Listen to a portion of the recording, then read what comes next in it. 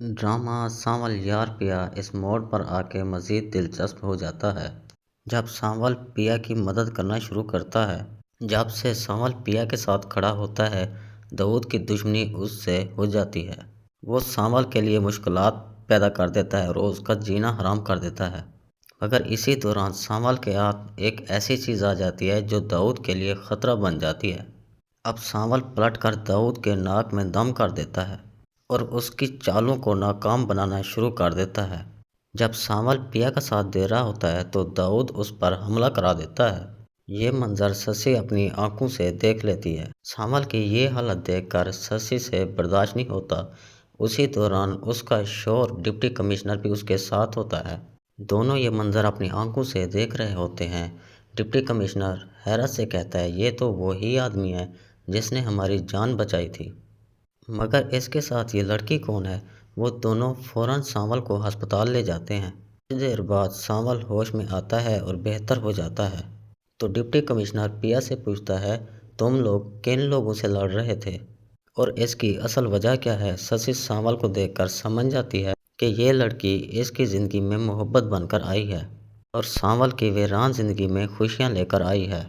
سسی پیا کا ہاتھ پکڑ کر کہتی ہے، ہمیں سچ بتاؤ، ہم تمہاری پوری مدد کریں گے اور تمہیں ہر خطرے سے بچائیں گے۔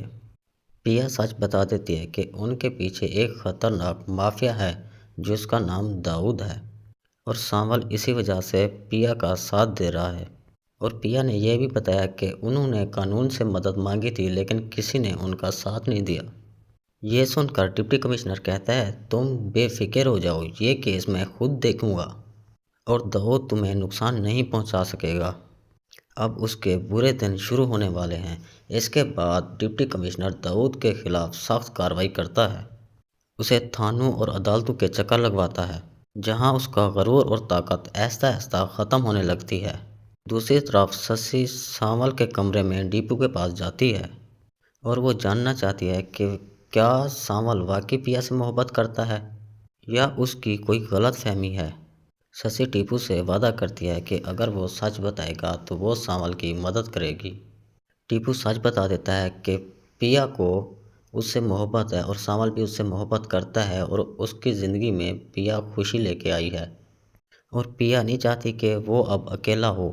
یہ سن کر سسی بہت خوش ہو جاتی ہے کہ آخرکار سانول کی زندگی میں بھی کوئی آ گیا ہے۔ پھر سسی پیا کے پاس جاتی ہے اور اسے یقین دلاتی ہے کہ وہ ہر حال میں اس کے ساتھ کھڑی رہے گی۔ پھر وہ سانول کے بارے میں پوچھتی ہے تو پیا بتاتی ہے سانول بہت اچھے انسان ہیں اور وہ اس کی مدد کر رہے ہیں۔ اور سسی مسکرا کر کہتی ہے کہ تم خوش نصیب ہو کہ سانول کی زندگی بدل دی تم نے۔ وہ پہلے اکیلا تھا لیکن تمہارے آنے کی وجہ سے اس کی زندگی میں خوشیاں آ گئی ہیں۔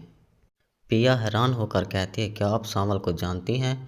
تو سسی کہتی ہے، بس یوں سمجھ لیں کہ میں اسے جانتی ہوں اور میری ایک گزارش ہے کہ تم سانول کا ساتھ کبھی نہ چھوڑنا۔